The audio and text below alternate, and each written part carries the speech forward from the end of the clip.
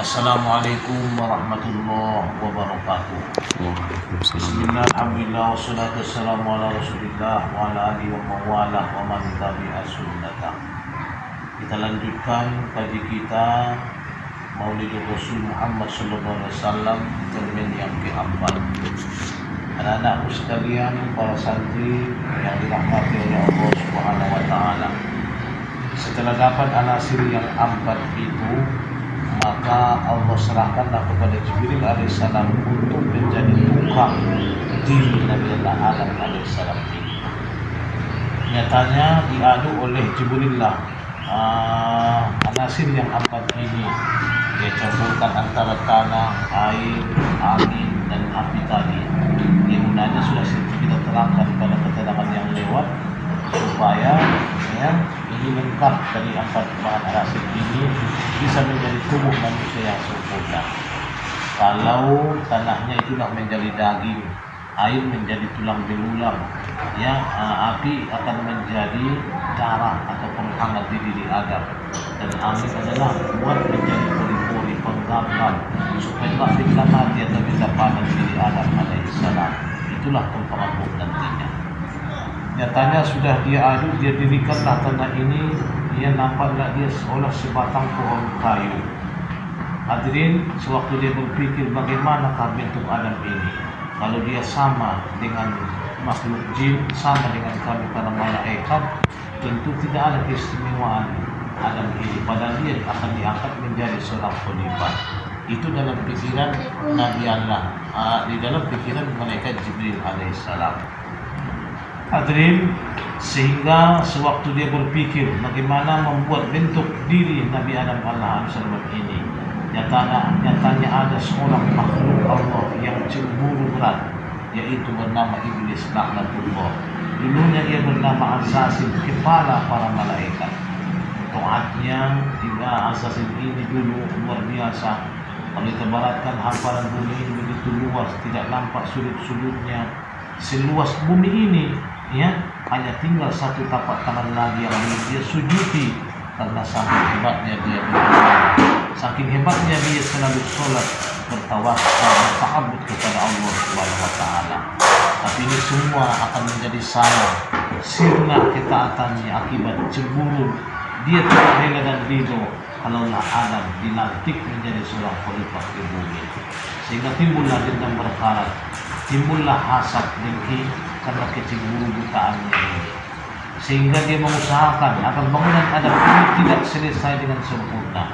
Dia ingin merusak bangunan Nabi Adam alaihissalam. Sewaktu berpikir tadinya Jibril bagaimana bentuknya, waktu berpikir Jibril menoleh ke samping, datanglah Iblis ini. Dia terjanglah bangunan Adam ini sampai patah bangunan Adam ini kira-kira sepertiga dari datang Jibril, wah kok rusak ini bangunan Adam ini.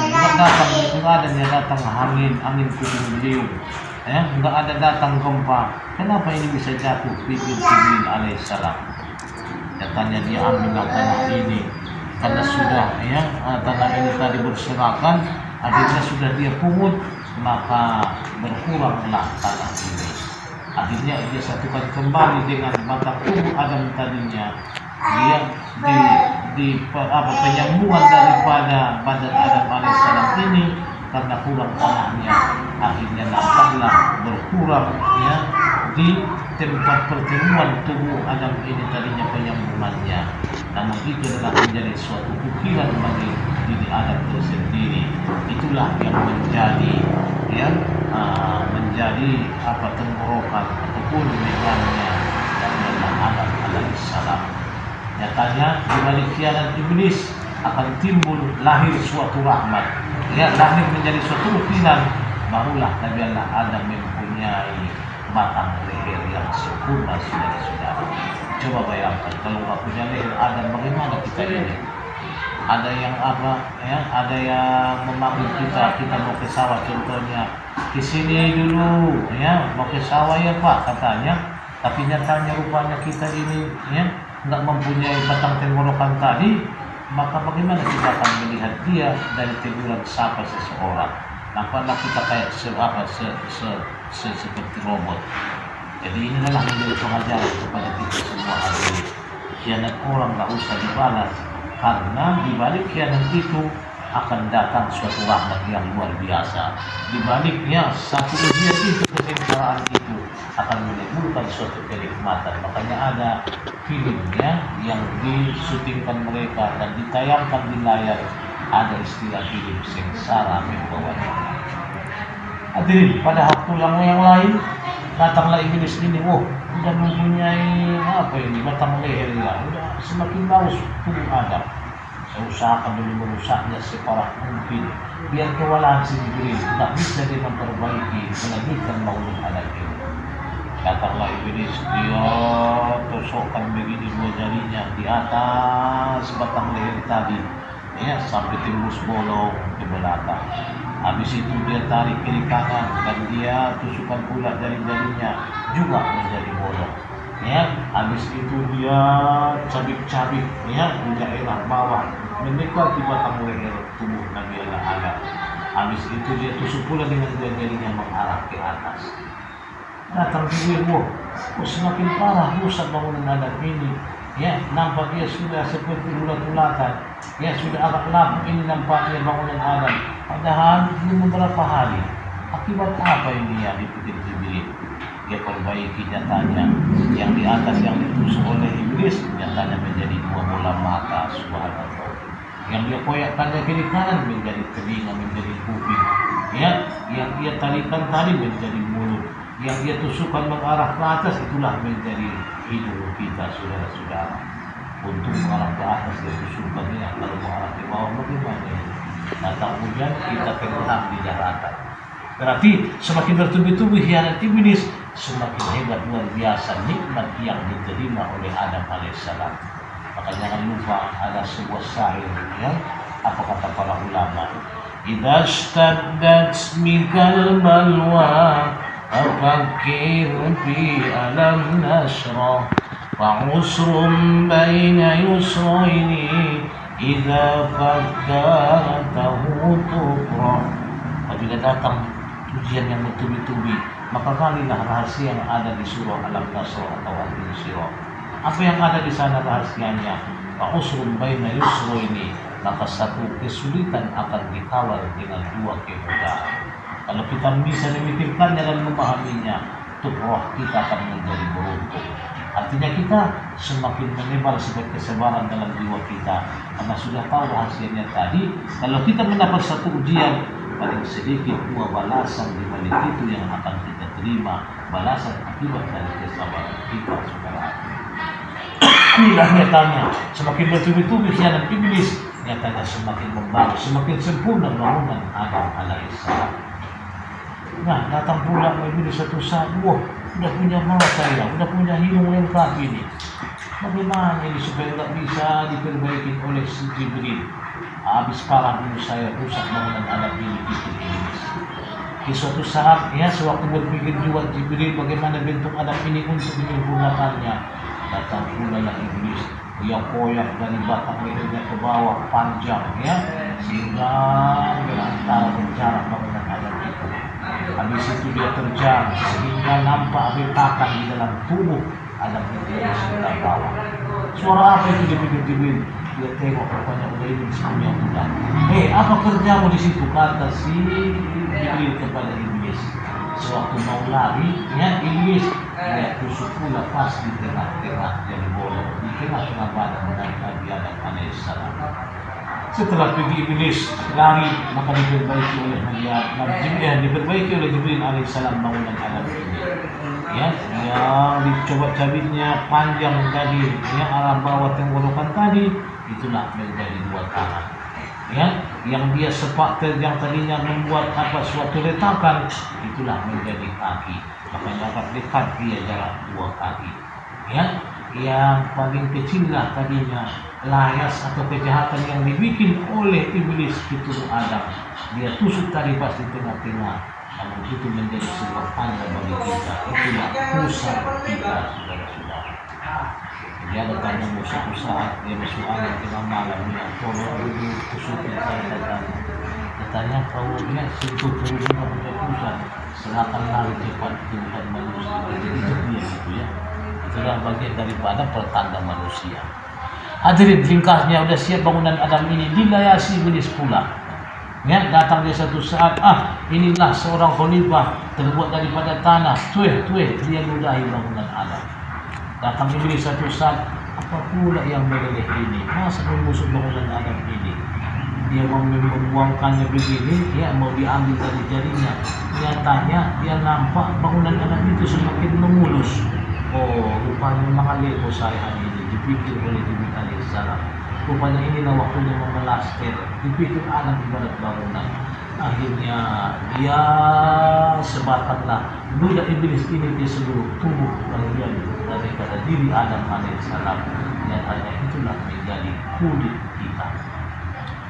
Ibu-ibu, kalau nggak diludahi iblis ya diri Adam, kita ini payah akan menjadi tubuh kasar. Ya, pantang kita tersentuh, aduh penandong makanya. Tapi jangan lupa, di mana kebulusanmu itu putriku, jangan kau lupa kulitmu berasal daripada ludah setan, akan memancing mata setan yang ada di sekitarmu, maka tutuplah auratmu. Karena cinta datangnya dari mata turun ke hati, dari hati menyebabkannya akan menjadilah dia sebuah pikiran seribu akal, ingin menyentuh meraba dan sebagainya. Maka jaga kulitmu, karena itu adalah tadinya ludahnya setan tak natural. Sesudah siap bangunan Adam, ya Allah, sudah siap bangunan Adam itu. Yang kurangnya adalah ruh. Ya, silakan coba ya, terimalah ruh ini. Coba bukakan kelima jarimu, kata Allah. Udah di jarimu, udah di tanganmu ruh Adam, genggam erat-erat, jangan kamu buka-buka, iya kata Allah. Labbaik ya Allah, kujudi perintahmu. Katanya dia mau membawa ruh ini ke tubuh Adam, berpikir dari tengah jalan, bagaimana ruh ini ya? Saya tukangnya Adam, orang tanyain nanti bagaimana ruh? Nggak saya tahu, tukang baruannya kau kata orang yang bisa ngaku. Dibuka nggak boleh, bagaimana kalau begini dipilih pelan-pelan? Pikir Jibril alaihissalam. Dia buka jarinya untuk melihat ruh itu bagaimana bentuknya, tak nampak. Dia buka satu lagi, nggak ada nampak. Nanti salah, boleh mungkin jadi tutupnya balik. Udah dia tutup, dia tiupkan ke ubun-ubun Adam. Katanya, nyatanya nggak mau hidup Nabi Allah Adam alaihissalam ini. Ya Allah, udah saya tiupkan kok nggak bisa hidup. Kamu kata di tanganmu. Iya ya Allah, cuma saya tengok sedikit, katanya. Yang ditengok sedikit atau dipatahin ya di muka itu sama, kata Allah. Akhirnya udah sayang Adam yang dari dulu saya kira setan yang sangat banyak. Maka seluruhnya sebenarnya pasukan setan ya. Kalau kita berdiri sholat, banyak isi pasukan setan. Masih kita waktu berdiri angkat tangan, dia bertakbir. Ada setan spesial yang meniupin dari belakang ibu-ibu, apalagi yang tua. Katanya. Sehingga terjadi was-was pada dirimu. Bagaimana ini tadi? Kok rasanya ada keluar angin? Ya, yang tentu biasanya tobat kau pilih. Kalau nggak ada buktinya, jangan ya pedulikan, itu adalah ulah setan. Apa buktinya kita buang angin? Kalau nggak bersuara, pasti ada baunya. Kalau nggak, ada getaran itu sewaktu angin lewat.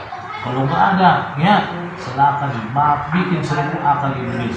Ya, kau adalah sebuah penggoda. Itu aja jawabannya, ibu-ibu saudara hadir. Coba bukakan kembali tanganmu. Ya, siap ya Allah. Udah di tanganmu, genggam. Ya, jangan kamu buka-buka. Labbaik ya Allah. Tiupkanlah ruhnya. Ditiupkan Jibril Adam ini ke ubun-ubun Adam. Nyatanya supaya mau masuk, ya berjalan begitu dari arah kepala Adam menuju ke seluruh tubuhnya sampai beribu-ribu tahun. Kenapa? Itulah rahasianya pembentukan saraf Nabi Adam. Karena dia akan dijadikan seorang khalifah, harus di atas watak dan kepintarannya dari 1000 macam makhluk, karena dia bakalan menjadi seorang pemimpin. Maka hati-hati ya dengan kepala. Uratnya ini sarafnya sangat halus, ya, urat-urat tali daripada rahasia saraf tersebut. Kalau kita menghukum anak-anak, janganlah ya ke kepala, jangan kau pukul kepalanya. Diserka aku dengan suara keras, itu bisa menjadi akibat putus urat sarafnya satu saat, maka akan ada bertinggal kepada si anak yang sering terpukul saraf dan pikirannya. Kadang dia menjadi penakut, ya, kadang dia banyak grogi akan datang pada dia, otaknya cukup pintar tapi tidak ada mental sehingga dia tidak bisa dibawa hidup cerdas-cermat. Itu akibat keburukan mental dari seseorang pemimpin yang tidak bertanggung jawab. Hadirin, setelah selesai beribu tahun, nyampailah untuk itu ke matanya, maka berkediplah mata Adam. Sampai di hidungnya, maka mainlah hidungnya kembang kempis. Sampai di tangannya melambai, bahkan sampai di ujung kaki terjatuhlah bangunan Adam ini. Dia coba berdirikan, tegak kembali biar bangun Adam ini, nyatanya tidak bisa berdiri. Ya Allah, kau nggak bisa berdiri bangunan Adam ini, ya Allah. Oh, rupanya dulu nggak kau bikin kayunya ya, kata Allah. Ya nggak ada kayunya, ini semua tanah. Kalau nggak ada kayunya, mana ada ya penahan badannya, mana akan ada tulangnya. Ambillah kayu yang bagus dari surga, kata Allah. Diambillah kayu dari surga menjadi tulang belulang Nabi Allah Adam alaihissalam. Itulah yang bernama ya, kayunya adalah Syajaratul Muttaqin namanya. Itulah yang menjadi kayu daripada ya Musikus Sani, bukan Syajaratul Muttaqin. Yang bernama kayunya adalah ya Musikus Sani. Hadirin, karena sudah duluan hidup Nabi Adam, datang belakangan ya kayunya bangun bahan daripada membuat tulang belulang Nabi Adam alaihissalam, sehingga dimasukkan Jibrillah kayu ini dari ubun-ubun Adam. Nampaklah berbekas pada ubun-ubun kita pada anak ubun-ubunnya. Maka bagus sebenarnya dikatakan oleh Pak Polisi, pakai helmmu ya, pada tahu terjadi musibah satu saat agar kepala ini terjaga. Kalau sudah berpatah saraf belakangnya ya, keluar darah dari kupingnya, itu akan tipis sarapan, akan menjadi kritisnya menghadapi pintu maut. Karena disinilah semua puncak syarat daripada kunci kesehatan seseorang manusia. Hadirin wal hadirat, nyatanya udah sampai ke tangan maka keraslah tangannya, nyampe kayu itu ke kaki maka utuhlah dia berjalan dan berdiri dengan tegak. Tapi nyatanya rupanya ada yang lebih sedikit, kira-kira 1 senti dari tulang belakang ini. Kalau di situ terus, mana bisa duduk wanita ini, pikir Jibril. Kalau ada yang lebih tulangnya, dia patahkanlah tulang ini. Mau dibuang oleh Jibril, dia teringat dengan perintah Allah. وَلَا تُمَرِّرْ تَبَذِيرًا.